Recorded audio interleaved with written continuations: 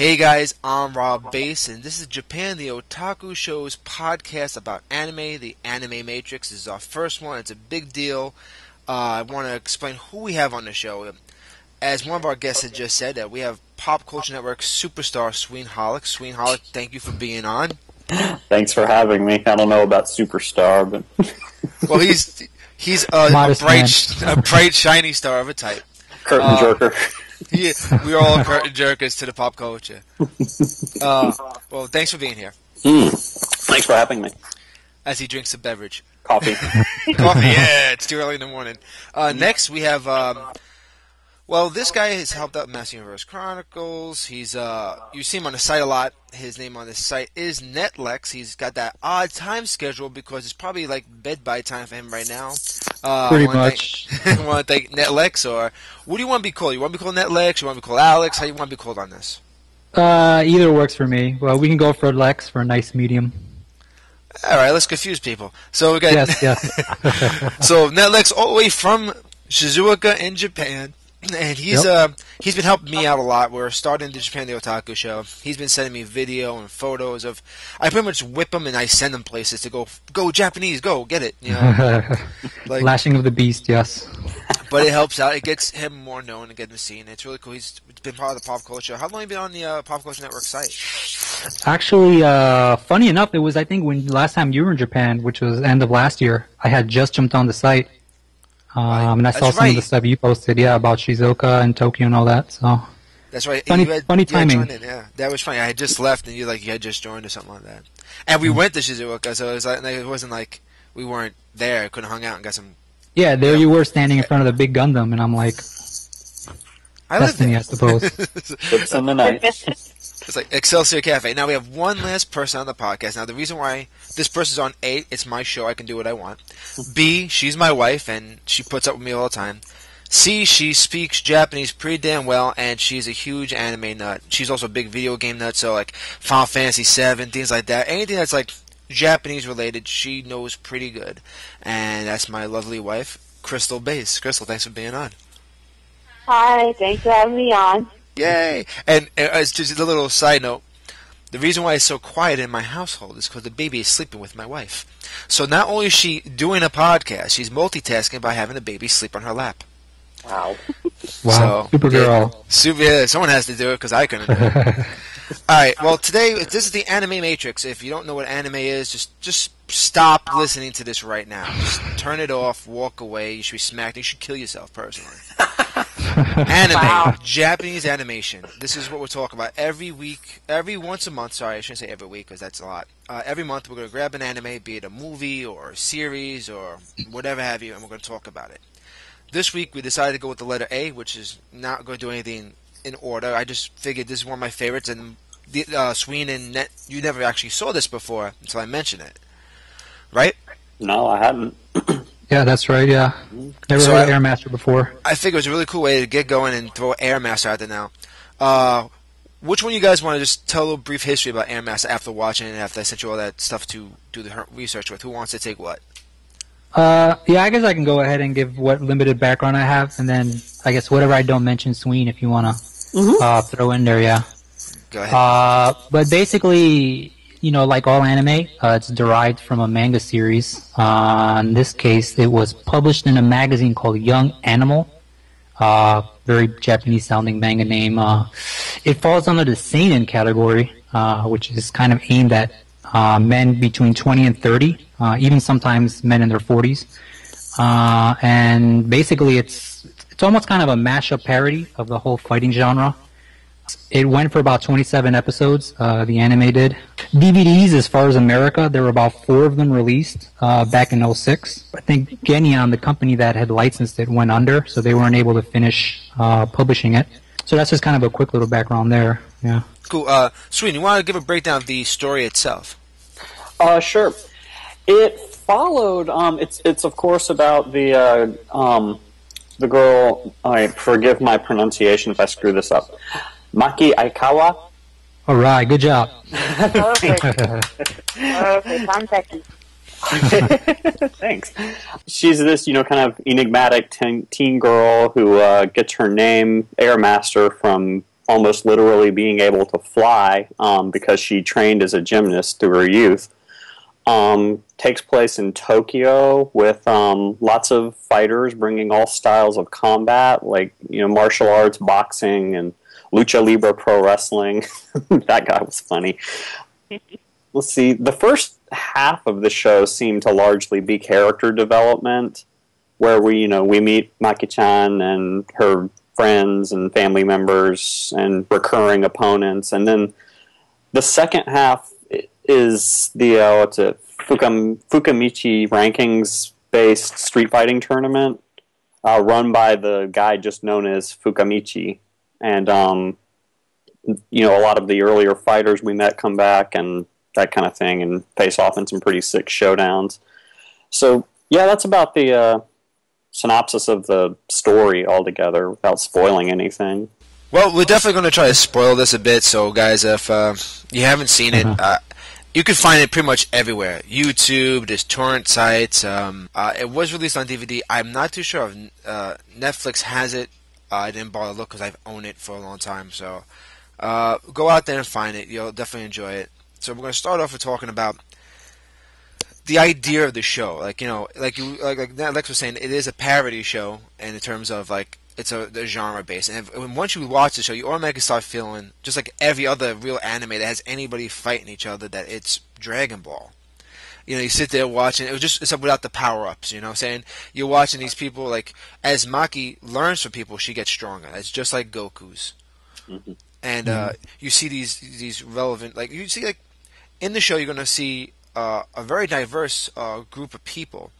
There's same-sex loving interests. You're going to find just crazy, really messed up family values, and everything you could possibly think that could be in the show is there. But at the same time, there's something endearing, something sweet about it. You kind of really feel for the character. Normally when these things happen, you're kind of thinking usually in anime, if there's a girly love story arc, it's really overtly just about sex. But with this, it's more much like an innocent love between Mina and Maki.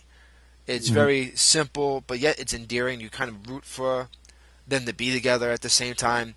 And of course, because dudes are dudes, they always gotta try cookie block and get in there and try to take Maki away from Mina. And at the same time, you just follow that through. So there's a love story. Then you have you find out all about Maki's family and about her stepsister, her dad. Her dad's a nut job. Yeah, that guy is just completely a messed up character. He's like a 4-time professional martial artist or kickboxing or whatever exactly he's supposed to be in his genre of fighting. And he has no idea that his daughter could kick everyone's ass. That's pretty bad that you don't realize your 18-foot tall daughter is beating the crap out of everybody. Until she eventually beats his ass, and then Damn right. What I thought was cute about that dynamic is she can beat her dad in a street fight, but still can't take him in just a parent-child wrestling match. Yeah. Because when she handed him his rear end all over the place, and then she goes to pick him up, and he puts her in the arm lock, and she's like I can't get out. It made me think of when I was a kid, I'd wrestle with my uncles or dad, and they'd just in an embarrassing way hold me in some hold they knew I couldn't get out of. My cousins were 6'4", so there was no having to put any move other than pick me up. So I used to hate them for that. So yeah, you get that you feel and it's once again, it's a cute, endearing father-daughter scene. That, shouldn't be there, because obviously she's reluctant to go to him to train, but she does go to him. So it's kind of funny when you see those on the old chummy, and then he's a big fan of hers, and then the sister wants to fight her, and there's so many different things. I want to talk about the first adversary that's kind of like a stalker throughout the series, and it's that supermodel actress. Yeah, it's Sakiyama College. Couldn't hear her name enough times. Yeah. Right? I loved her. I thought she was great. Oh yeah, she was an awesome it was crazy. Once again, to go on the Dragon Ball theme, she's Vegeta. She's always training to try to beat Goku. She's always trying to beat Maki. and she keeps training and beating everybody else, but she cannot beat Maki. It's that very one-sided rivalry. Yeah. Yeah. And but then of course they become like like Suine, I think we'll have to talk about this. Is there's an episode where they kind of get into reluctantly get involved in a wrestling tournament. That was hilarious. Yeah, that A was female funny. wrestling tournament. Funny enough, though, I like the. I didn't mean to cut you off, Rob, but the funny pun where the name of the team was Fami Resulas. Yeah. But at the same time, they were dressed as waitresses at a Fami Resu. So it's that kind of Japlish pun. They kind of played off there, which I thought was words. fun. Yeah.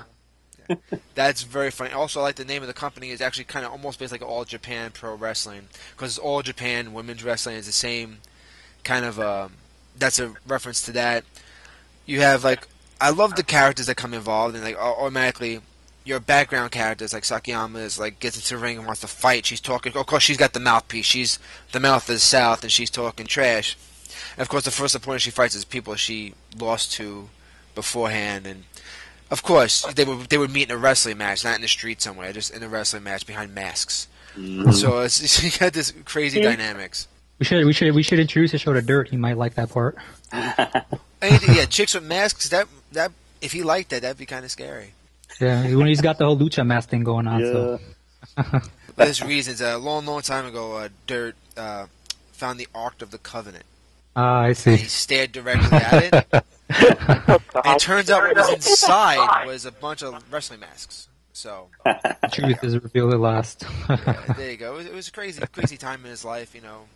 When you're 65 years old now, you gotta keep a mask on yourself. Oh, wow. I hope he listens to this show. You don't listen to anything I do, don't worry. Even Comic Nation, don't worry. So let's get back on topic. So as the show's progressing, you're really simplistic enough. Like it's not like the first maybe 10 or 11 episodes are that complicated. You're introduced to, like you said, you're following like her fighting this person, making either a friend or more of a foe. I want to talk about the fight where the episode where Mina is kidnapped for what's that guy's name? The little guy. Oh, Kin-chan. Kin-chan. Yeah. Let's talk a little bit about that episode, because that's a very you want to talk about if you're let's say you have problems with Japanese animation. If you have problems with like gay or bisexual or lesbian, you're gonna have a real problem with this series, because you're gonna have to really like put your sexuality aside and just live with this episode, because they just smack you in the face with this so much. Oh yeah. With no apologies. And I love this episode the most because it's like, all right, you got Mina, she's in love with Maki. Then you got the one blonde dude takes Mina to go give her to his boss. He freaks out, doesn't want her. And then you find out why. And then you got this giant 18-foot tall Frankenstein monster boyfriend. What was that guy's name? Nagato the long arm. There you go. Yeah. Who will beat up women, children. That's a porno name if I ever heard one. Yeah, right. Sure is. Etchy. Yeah, he like will beat up anybody and anything to protect. And where it gets really weird is that he wants to fight Maki. And he mentions that he wants to bear Kin's children. And explains that you can actually do that as a man. Oh, man. I love this episode because I love Maki's face like, what the hell is wrong with you? Yeah, there's a Japanese expression that sums up what her face looks like. Even when Julietta's around, it's that kimuchi arui kind of face. Yeah. That Which means- feeling. Yeah, which kind of translates into like icky, I guess, in English. But Ah, cool. Yeah. See, you're learning stuff, Suine. This there you is go. great. This is awesome. A couple of things about the series. Most anime, I am not a big fan of the intro music. Sometimes the music doesn't seem to fit. But with this series, the opening song and the end credit song are absolutely perfect for the series. Yes, they are. Yeah, they are actually. Yeah. The opening heavy metal song and then the end crazy Let's Run Away song, it's just like it fits perfect. Anything you guys want to talk about with the music that you feel really works with the series? Maybe something like within the series, not just the opening credit music. Is there any piece that gets you going or that makes you like when you harken back to the series, you think about that song or something? Basically, when she starts her bouts with all the people that she does, the It's just that those drums that go into the whole bout, it just gets you going at first. With like the drums and the cymbals, it's just something that brings out the fight in the beginning. Yeah. Yeah. Totally. Very primal, yeah. So that's something that like it builds up like the whole tension of the situation. So that's the one of the music pieces I like. Isn't it like every time she fights, that drums come up? It's like Maki's fight song. Yes. Yeah, almost like her motif, I guess you can say. Yeah. Suine. I liked how the opening theme song was her entrance music on the wrestling episode. That was cool, yes.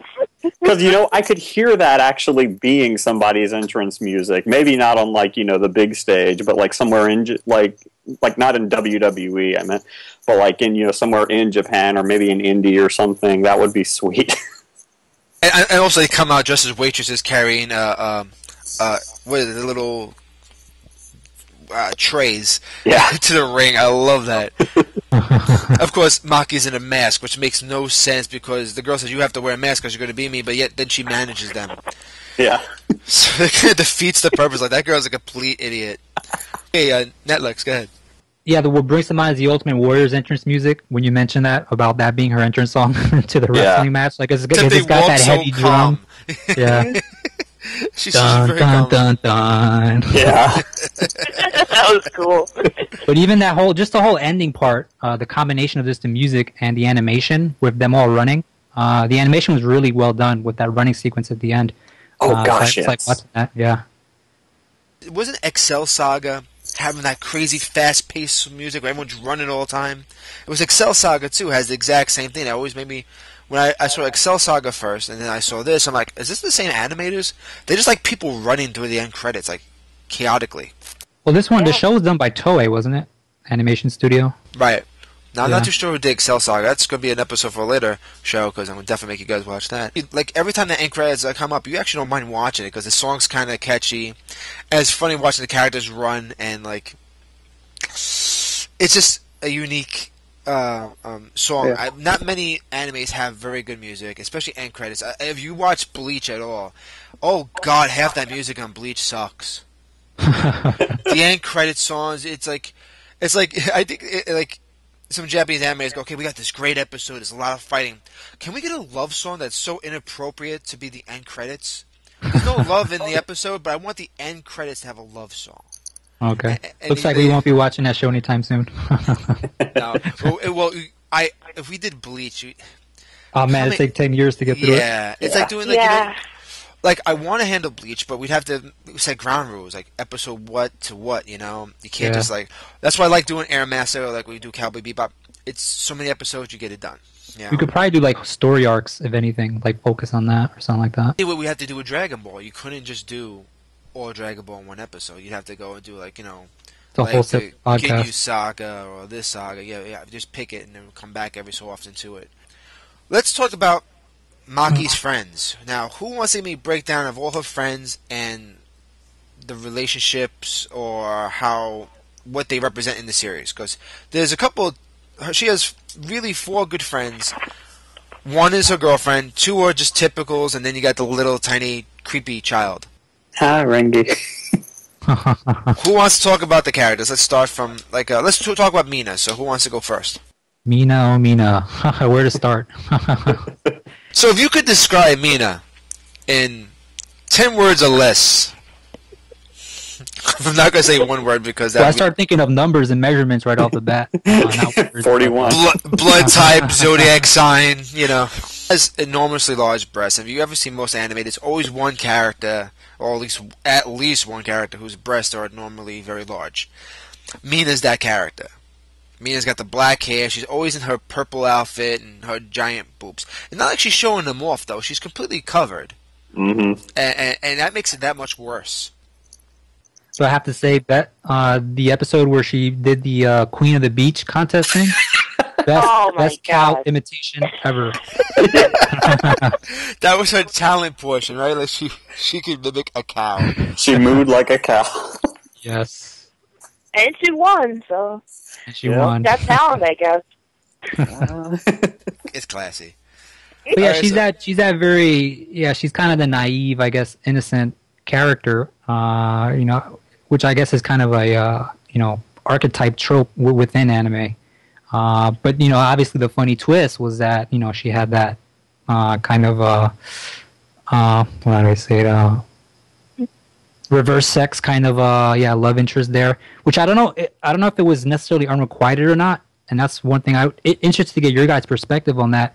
If you thought Maki kind of returned the feelings or not, because I was kind of up in the air if she did or didn't. Actually, I think the minute she fights and beats the giant long arm idiot, and she just goes out of her way to find Mina, and then when she gets Mina, she just hugs her embracingly, like that really not friend hug.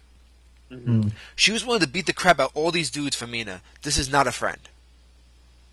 You only beat up people like that if you're in love with them or their family. Sorry. You guys are my friends, and I'll beat people up for you. But I'm not going to take on everybody for you. I'm going to tell you to run.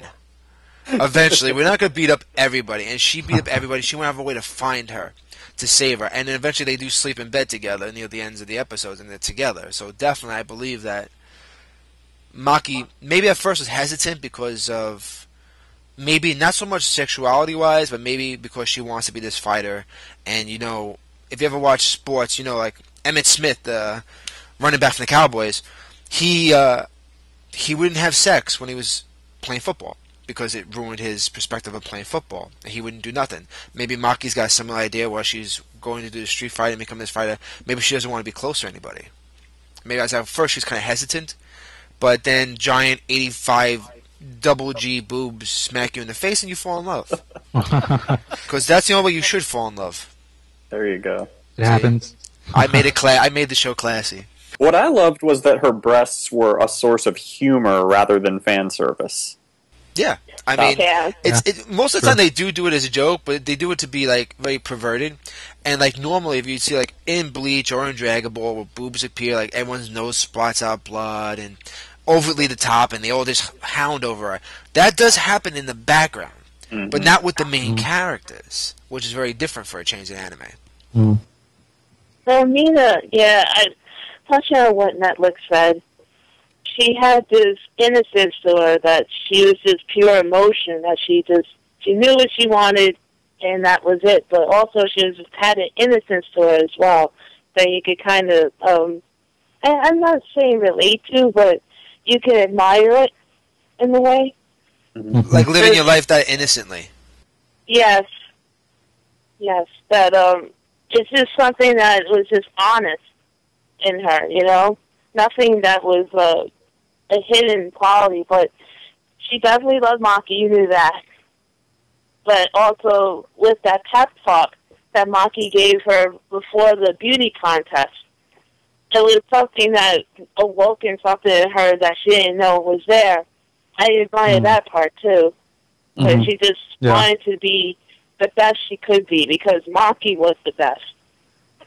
Yeah, that's actually a very good point, and that's kind of where it took it out of that whole kind of fan service realm.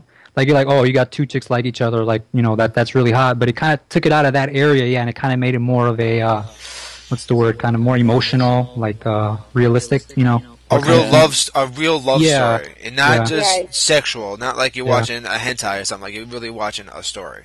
Yeah, love, not lust. Right, and exactly what it is. Swing, go ahead. About I agree with what Crystal said and what Netflix has said is the innocence is really adorable, and it's just funny that normally she'd be like, or physically you might think she's the fan service lust object, but she's actually like just hilarious and cute. But all right, next character. Who we want to hit up next? Sween, who you want to talk about next? Well, my actual one of my favorites was Renge, the little one.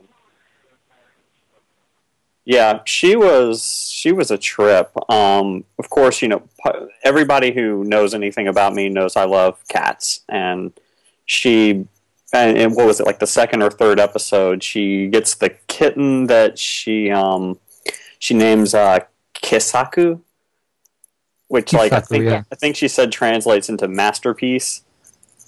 Yeah.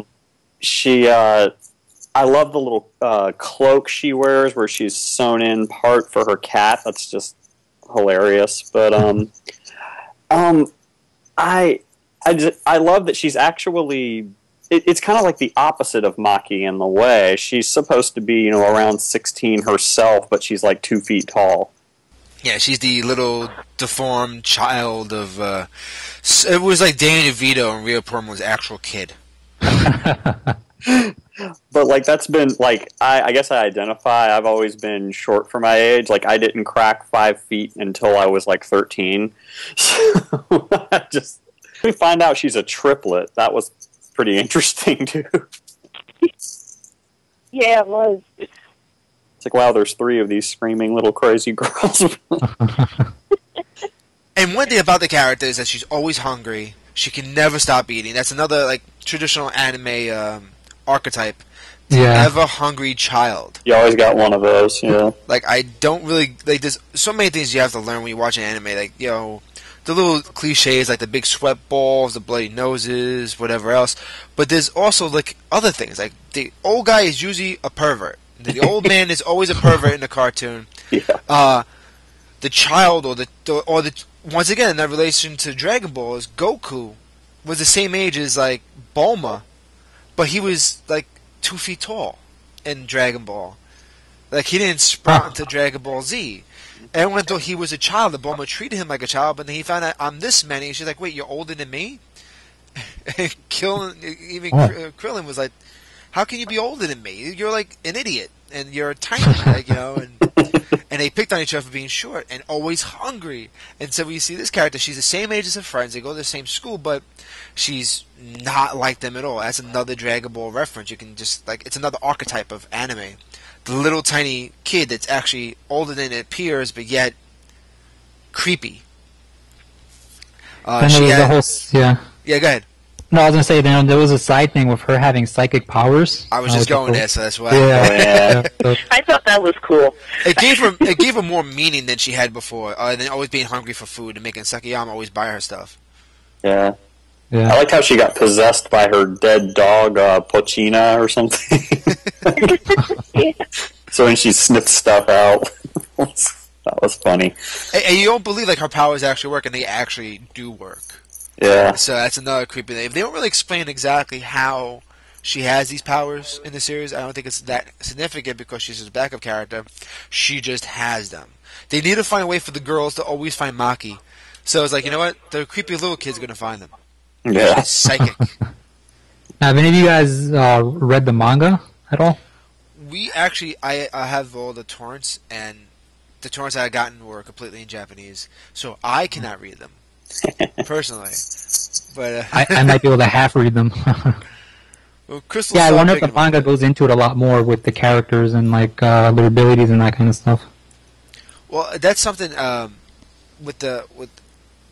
usually with Japanese anime, if it's based on a manga, they really try to keep it exact. I don't really think they change much. I mean, just add more episodes. Mm-hmm. You'll see that with Dragon Ball. You read a comic in a Dragon Ball comic. And then you see the cartoon, they just add longer fight sequences. Other than that, it's almost dialogue is exactly. So fillers, gotta love them. Yeah, you gotta fill it up and make it longer. And I think the same thing applies with this. I don't really think there's much that's going to be different from it. Most of the time, you know what? If there's a psychic character, they don't need to explain it. Once again, Dragon Ball had, the witch, Master Roshi's sister. Oh, Baba. Baba. Mm. So there's always some kind of psychic involved. There's always some kind of kid who's always hungry. They don't explain why the kids. I guess in Japan they don't feed kids until they're older, and they starve to death. So I don't know. I really don't get the hunger part. I guess it's just another funny thing to them is to have always being hungry. I guess because I know when I was in Japan, and Netflix lives there. Obviously, the portions are not big. And he's from New York originally, so am I. We eat like gavons. We eat large portions of food. So when you go out to Japan, when you see what they refer to as a large portion of food, is kind of like a normal size to us. So I guess it's funny. I'll never forget the look on my in-laws' face when I took them to a Denny's in the States. Their mouths just dropped, I can imagine. Well, you know, the Denny's in Japan is so much more like a Jonathan's than it is a Denny's. So it's like it's like another thing. It's like it's not really Denny's. It's you could call it Denny's, but it's not. That's the whole point. Like they're not used to that portions. Like, so there's lots of little cultural differences you're going to see in the series that maybe don't translate well. Also, the way the guys don't take no for an answer. Yeah. Like, Maki doesn't want you, Juliet. You need to back off. No, I'm going to rape her. Oh, that guy was creepy. Like, of all the guys in the series that were fawning over Maki, he was mad creepy. He was creepy in the wrong way. Like, and there was these 3 other chicks that were just living there, like, all right with it. And you're like, this dude could not be that good that they have. He's not Fonzie. But of course, before we start jumping off all the fights she's had, there's 2 more friends. They're kind of like identical in a way. They kind of make one character collectively. Yeah. And for the lack of better, I don't know their names. There's Yu and Michiru. Yeah. There you go. I see how much I've done my research. I was just watching it the other day. We were watching the whole marathon, and because they don't matter. Like, they're the girly girls. The one was a fighter, and the other one wasn't, right? The other one, I think it was in the first episode when Maki fights her and whoops her ass, or... It was she actually thought she was going to protect Maki and the whole group. Right. Like, those dudes harassed them, and she's like, well, I know karate, and like, she's like a white belt or something. And the guy just, kicks her once, and she collapses. But... And then you find out the real star of the show. Well, if you didn't see the opening credits. Yeah. Maki. She whooped their ass. But that's fine, but they always stick together. And I guess the smart thing is if you're going to run your mouth and you think you're really good at martial arts, you better have someone who can really fight behind your back and protect that person. And that's what they are. But they also serve purposes in silly ways. We were just talking about Juliet, and Juliet had these... I know Juliet, it's a guy. It's an actual dude whose name is Juliet. Juliet Sakamoto. Yeah, his name is Juliet. He's got a girl's name. Juliet. And he had these 3 chicks, and they actually go and take out the girls to dinner. I guess to apologize for almost raping Maki. I don't know exactly how that's an apology. Not calling the cops would be like, I'm sorry I didn't call the cops for you. Whatever it is. But they take them out, and you find out that these 3 chicks are like big celebrities. And of course, the other 2 girls actually knew who they were more. And you need that, like, oh, well, I know who you are. So it's like, so, because Maki and most of the girls are not typical. So I guess you kind of need the typical girl to be part of the group. Right, yeah. Kind of anchors it down a little bit. Yeah. Like any group, you have to have the fat kid friend, that's what these girls are. They're the typical. Everyone has that typical, when you have friends, you always make sure your friends are not, better than you or whatever have you. So Maki also has friends that cannot fight better than her. She's the best fighter. It's like when you have that group of friends that are all ugly and you're the good-looking one in the group, Maki's the one who could fight, and the other girls are just the typicals. So, I wouldn't know what that's like. You always have to scale your friends down, It's like, here you go to a club, you don't actually bring better-looking people with you. Because you must be better by comparison. And that's what Maki does with all her friends because they can't fight. Let's not talk about the people she's fought over the time in the series. There's, let's talk about Juliet, because being that we all said he's creepy, what makes this guy creepy? Anyone want to jump on that? Oh, gosh. Other than the whole raping? Yeah, the obsession factor. Like, obsession with another human being in and of itself, to me, is creepy. I mean, there's, passionate love, and then there's obsession. Obsession takes it to the creepy level, in my opinion. Well, I think we have to have a whole nother word for his. What his was, there's obsession, and then there's what he did. Like, Jenny. Yeah, he really went past that obsession level. Yeah. They never went into the Jenny thing, right? He mentions like Jenny once, some blonde chick. Yeah, there was some girl in his past or something named Jenny, I guess, but. And then there was a scene of him. Now, did he murder some people in his past or something like that? He was having a flashback about something like that. You guys remember that part? Yeah. Yeah, it was kind of vague to me, but. Yeah. So there's definitely some screwy stuff going up on there with Julieta. Maybe they purposely like have this little subplot that's not important, but just want to show that this guy's creepy. So he has these flashbacks that you're not supposed to get, but you realize that these are creepy flashbacks. They're not flashback into doing like pole vaults and stuff. It's flashing back to some chick named Jenny and some like dead people or wherever they are. Psycho MacGuffin. Maybe it's the idea that he couldn't save this girl, and so now he beats up girls. I don't really get what's up with this guy. He's creepy. Yeah, but that whole sequence, though, it was basically saying he hurts anyone he loves. So it was like maybe Maki would have been the last person he would have hurt around that time, but she hurt him, so. Yeah. Big time.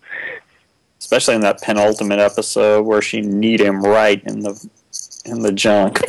On the whole love thing, like I wanted to mention, like, is there was kind of a theme of unrequited love, I thought, throughout the whole show, with like various characters. At first I thought Mina and Maki, but maybe not necessarily so. But also mentioning you and Michiro, there was that little thing with them and Shinosuke, kind of that yeah.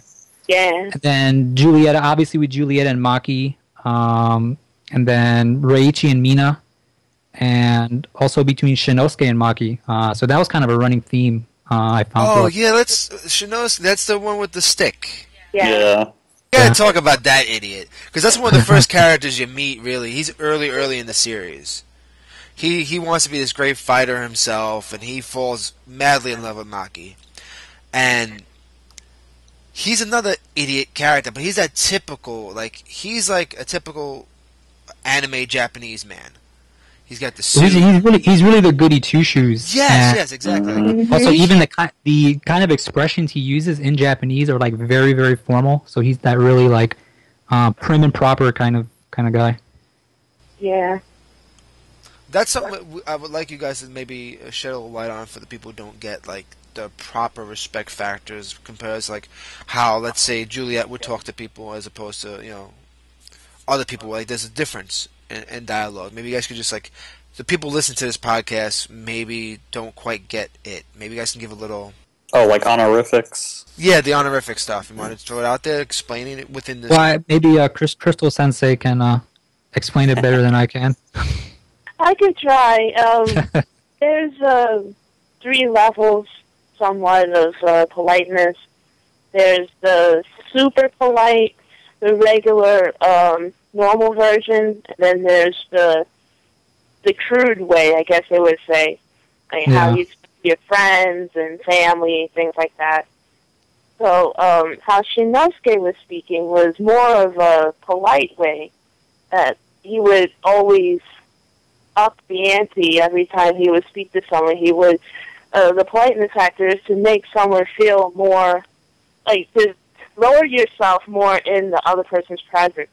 Mm-hmm. So he would always lower himself, humble himself around Maki, around everyone else. So he kind of has his respect factor over his head all the time. Yeah, and actually what makes me kind of want to watch the English dub, I wonder how they translate that. It's funny, I don't think I've ever seen the English dub. I only have the Japanese sub. That'd be an interesting thing to listen to. Yeah, because that's another thing with like when they translate stuff over, they don't bother to, depending on who rewrites the script, they don't bother to translate that unless it's significant to the story. Like if it's a kiss-ass character, like with Simpsons, Smithers, like he's gonna be he's gonna be super polite to Mr. Burns, kind of type of thing. Like talk about unrequited love there. Wow, yeah. What a segue there. Yeah, they're not good looking. They don't have big boobs, so they don't win. and in anime, no one's jaundice.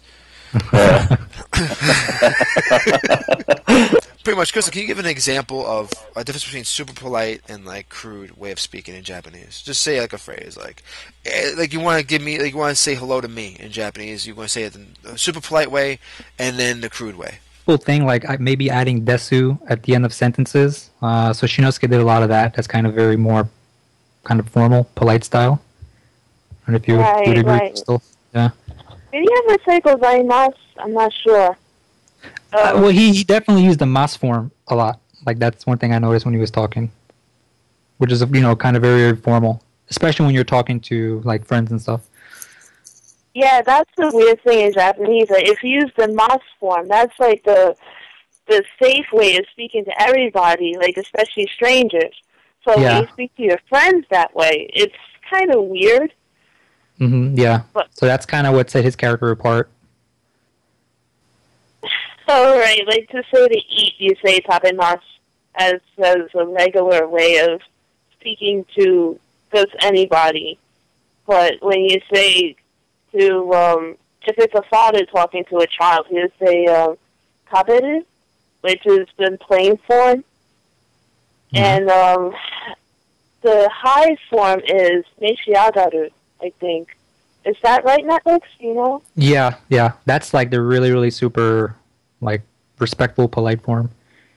Yeah, just to say to eat, it was just to say that it would be meishiagaru. Or itadaku to take in, to eat yourself, like itadakimasu. Itadakimasu, So yeah, that's like a really high. Yeah. See, there's always like little things like you'll notice culture differences. Like, you know, that's like saying, rubber dub dub, thanks for the grub, let's eat. Yeah.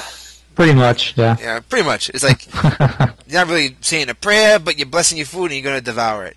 I want to talk about the locations. This is another thing about a lot of cool Japanese. Like, if there's a couple YouTube channels that actually explore real life locations in anime. There's a YouTube channel where a guy takes the whole Sailor Moon saga and goes in Tokyo and over Japan, showing you those locations that they actually do exist. One big thing you'll notice that in a lot of the episodes of Air Master, you're going to see like Shibuya, like the Shibuya crossing section, and the streets are very, very Tokyo. Like, you'll notice little things. Even the restaurants are like plays on real restaurants in Japan, and it's very real world based. Kind of like Marvel Comics in New York City. Exactly. Thank you see God. Spidey swinging around a familiar locale. I wanted to say that because it's not like DC at all, where it sucks completely. Where Metropolis is the proxy for New York City. Yeah, whatever. Anyway, And Gotham, yes. Whatever. DC sucks. And but with the anime, like, you'll see a lot of anime have that real world and then complete fiction. Like Dragon Ball doesn't really exist in real world. Dragon Ball exists in their own little universe where there's lots of mountains to crash into. Tons of Wile E. Coyote mountains and terrain to crash into, because if those guys fought in the street, there'd be total chaos. And as you can see in Air Master, when these people are fighting, like, they're fighting very real, and they're fighting on gritty side blocks and streets, and they always try corner Maki, but yet she gets around because she can just fly up in the air and do her twirls, and she messes people up, and she uses her surroundings to her advantage. And it's cool to see these characters, but then you see these real world characters with these super not realistic people. I'm surprised that you really didn't see, like, in this series, anything supernatural other than my little midget girl's psychic power. Everything's very real. Like, I was just waiting for Maki to fight a guy who was going through like a Saiyan bomb, or just something like supernatural, and yet you never saw that. Yeah, if I kind of just interject, like, they kind of almost flirted with the idea of having kind of key-based attacks. Yeah. Like, what's her name? had one. Sakiyama, when she was in the wrestling ring, she did that kind of like attack blow to decide that only worked that one time. Oh, where she like absorbs the blow and then reflects it like back into you or something. Did it in the wrestling match. Yeah, it made the guy puke. That was awesome.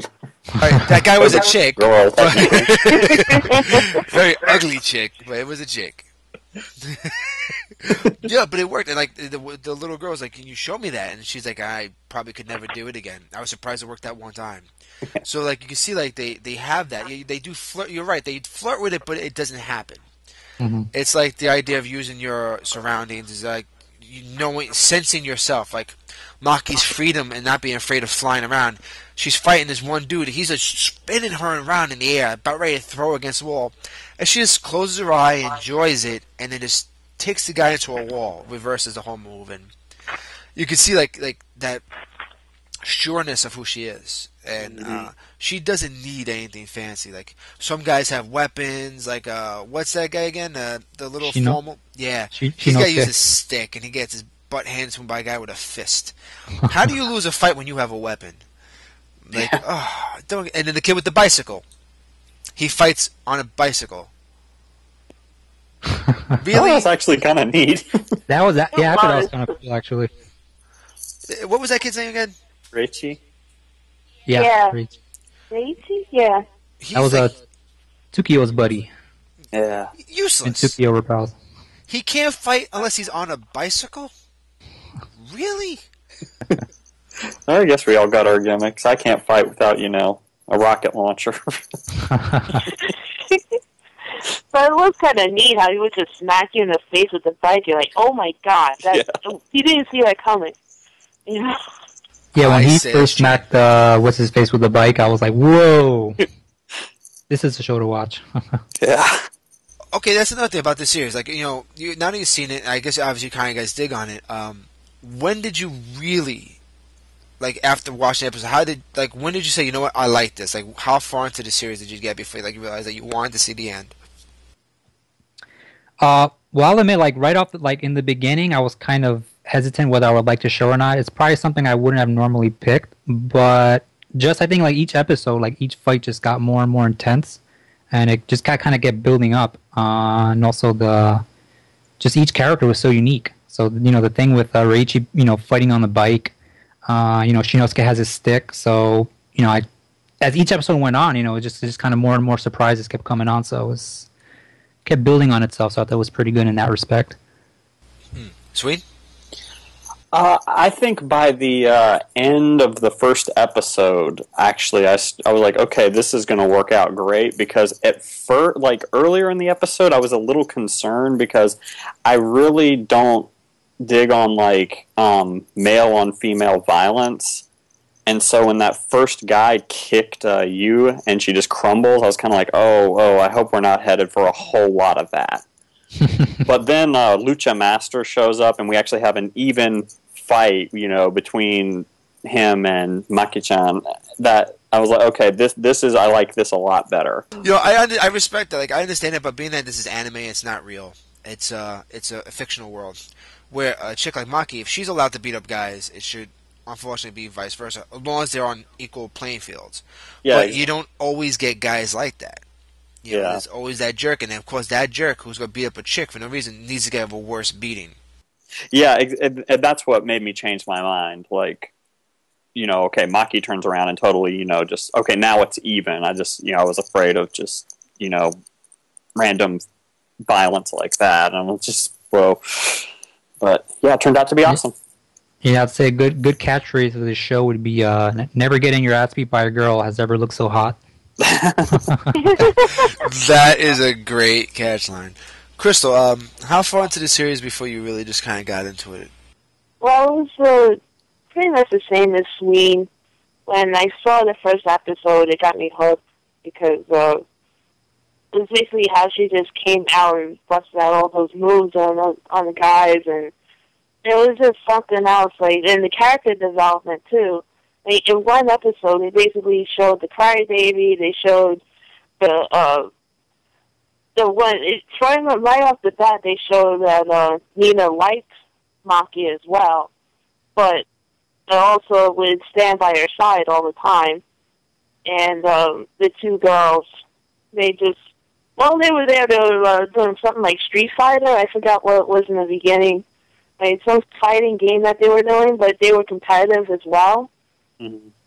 Oh, yeah. I think it was kind of more like a Virtua Fighter kind of thing. I remember that part, yeah. Yeah.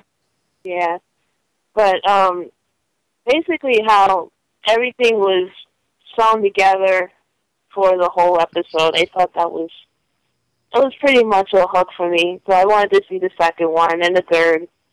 And so I finished the whole series. Well, that's the thing. You watch. So the first episode can hook you. Everyone gets hooked into that first episode, and you want to see where it goes next. Crystal, you're the girl of the group, so I have to ask you. Watching a series about a girl kicking dudes' asses, is that another maybe underground feeling of what, I kind of dig it? Says once again watching let's say a series where it's just a whole bunch of guys just beating the crap out of each other for no reason. Yeah, it does have something to do with it. It's really empowering to see a girl that can grapple with the dudes, and it's really, really something else. But also what Suine touched on was the senseless violence of the man kicking. Or like I understand, like when Julieta came up with those girls, came up to him and said, "Are you rich?" And then he just cold cock kicked one of the girls in the face. Yeah, that was pretty stiff. But you know what? It makes you hate Julieta that much more. Because he's such a jerk. You know right away when he does that, you're not gonna like this guy. True that. That's like kicking a puppy. Now, can someone explain his reasoning? Because he started going into like a soliloquy about why he did it, and it made no sense at all. I don't know if it was the subtitles, but I suspect that just his whole reasoning made no sense. Did anybody? I don't think it was. I don't think it was ever supposed to make sense because he's nuts. I did understand that he's nuts, but no one's making it even more creepier. Maki's father hangs out with the guy all the time. Yeah, I think they became friends after they fought, right? What the hell?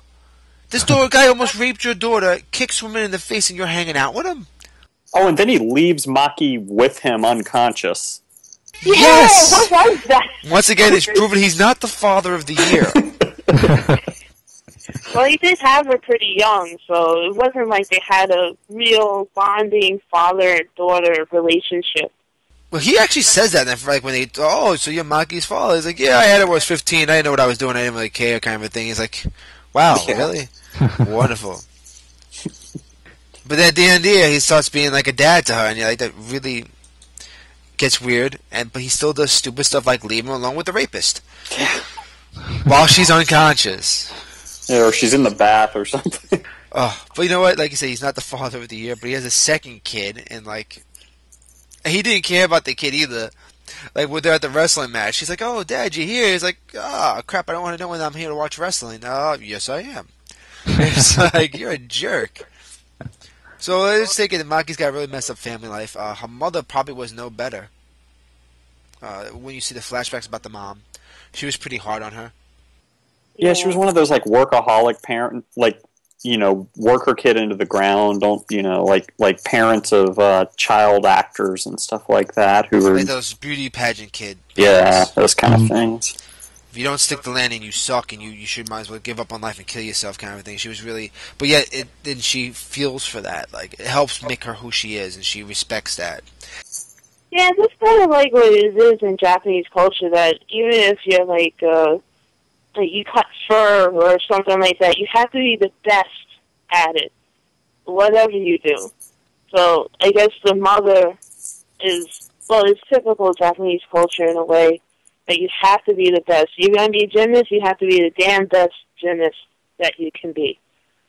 So she would push her, and I guess maybe in a way that's why Maki admired it herself, because it's basically that tough love that brought her to what she was. And like the whole thing with like her rough life and her rough upbringing. Like I almost wonder. It seemed to me like she kind of had like a Mel Gibson and Lethal Weapon thing kind of going on, where she kind of had like a death wish, and almost like when you saw her jumping off buildings or going for those huge drops, it was almost like, well, what the hell, but simultaneously, gave her that kind of feeling of living at the same time. So it was. At least that's how I interpreted it. That was kind of an interesting dichotomy there. And for a change in an anime, the leading girl isn't petite doing this stuff. She's like realistic. She's a big girl. She's not like a tiny character. She towers over any of the girls she hangs out with. She's actually taller than most guys that she fights. So you see a dynamic. You can believe her when she's doing these fight sequences. Now Suine had explained that there's two halves to the show. The first half is introductory, and then the second half is the tournament. So let's kind of talk about the tournament. Let's see. Well, there was that one dude with the sunglasses. Was it Fukamichi? Fukamichi. That was the guy's name, Fukamichi, yeah. He basically would go from match to match, and he'd record all the data on his laptop, and then he'd broadcast them online. Mm-hmm. And he basically kept tabs of all the winners, and he had these rankings and whatnot. And of course, eventually Maki, rises through that, through the ranks of that. And but I think there was something else behind it. I think, if I remember, he was looking for someone to beat the who was it? That guy at the end, the Eternal. the Eternal. So I think that was the whole motivation behind it, was to find someone worthy to beat that guy, if I'm not mistaken. Yeah, it was kind of a dual purpose. Like, that was the main goal, and at the same time, he's like, but I might as well make some money, putting pay-per-view street fights on the internet. Well, it's like that. You would think that would be the reverse. Is like, his secret agenda and what people think they're getting involved with, because they're all proud of their ranking. And like Maki came in like at no ranking practically and beat up like number 8 right off the bat or whatever, and jumped into that spot. One of the most effective moments to me was her first loss to the woman. What I got it here, Yuki Minaguchi. Yeah. Yeah, I thought, because the premise up until now had been she's unbeatable. And it's almost like she's, perpetually searching for someone on her level, and she gets more and more of that throughout this tournament, and then it all just hits a brick wall when, whoa, she's lost. Yeah, I mean, that's something you don't expect to see in a series. The character like her, most of the times, they're supposed to... And that was like number 4 or 3 that Yuki Minaguchi was. Yeah, it was just, whoa. Mm-hmm. Maybe she's not going to just plow through this tournament. You don't always win. You can't start being a fighter and always win. You have to lose something. So Maki needs that. Like, Maki can't always be winning. You have to lose. Yeah. You always learn from those experiences. Yeah, that's another thing I liked about her character, is how, she had that ability where she kind of almost, it seemed to me like instantaneously, like she right on the spot was able to kind of learn an opponent's technique and use it against them. Overall, if you had to sum up, if you had to sum up to somebody to watch this series, what would you tell them as a way of drawing them in? Hard-hitting martial arts action, I guess. I mean, the way they animated it, you can really feel the hits. And also the grappling stuff was really well illustrated. So yeah, for any fan of martial arts, I would say this is a good one to watch, just to see like techniques animated. So I want to ask you, did you watch this with your wife, or did you watch this on your own? No, on my own.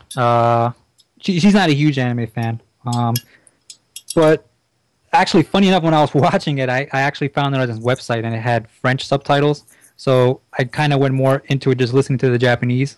So, but going on later online, I was able to kind of get the little ins and outs of what was going on. Suine, how would you sum this up to somebody if you wanted to try to pimp it to somebody?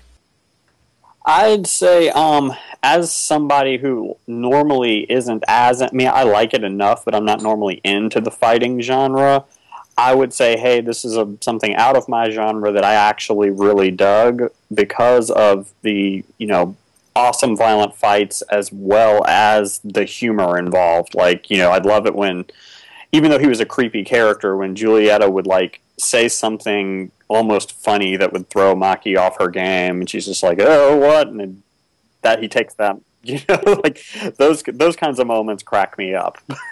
So yeah, exactly. But yeah, I would say, I liked it, and it was out of my genre, so that would be my selling point. I liked it despite not necessarily being my thing. Now, did you watch this on your own, or did you watch it with your wife? I watched it by myself. It didn't sound like something she'd be all that interested in. I still like it. It just, simply just not her bag. My wife loves anime, but this one just doesn't sound like her bag. Now you gotta go and try to sell it to her and see how it works. Yeah, one way to find out. All right, Crystal, if you had to sum up Air Master to promote it to somebody else that maybe not necessarily would watch this, what would you say? Basically, what Netflix said, well, if you're into anime, and this would be like a hard-hitting karate, kung fu, fighting thing. I know it's kind of summing it up as generic, I'm sorry.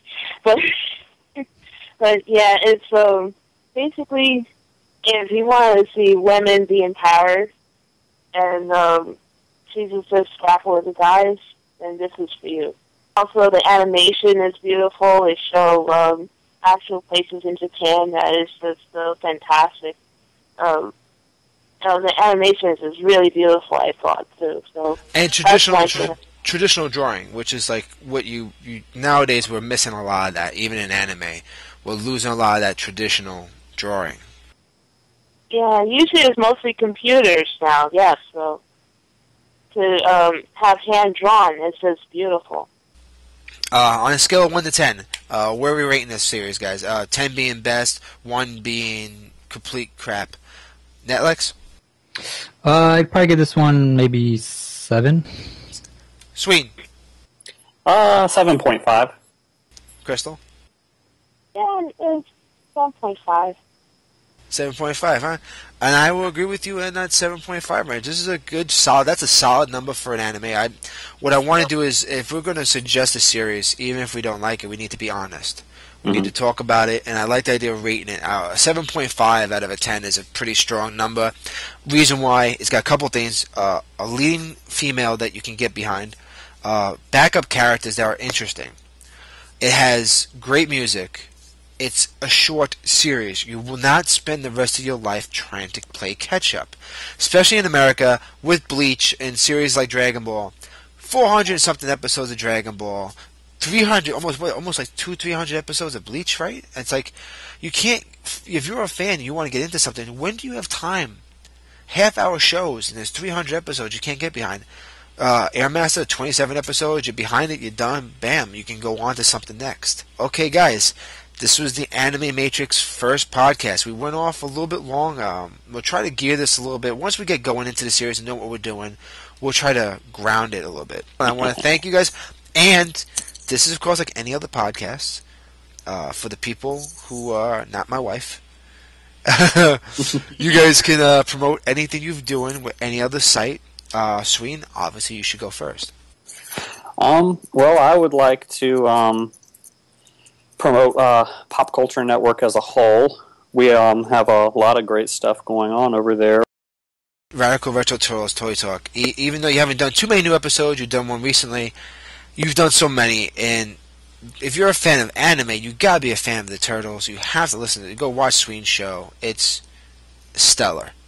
Oh, thanks. And we're going to make sure we continue this. Oh, Netflix, whatever you could possibly promote, let's talk about this now.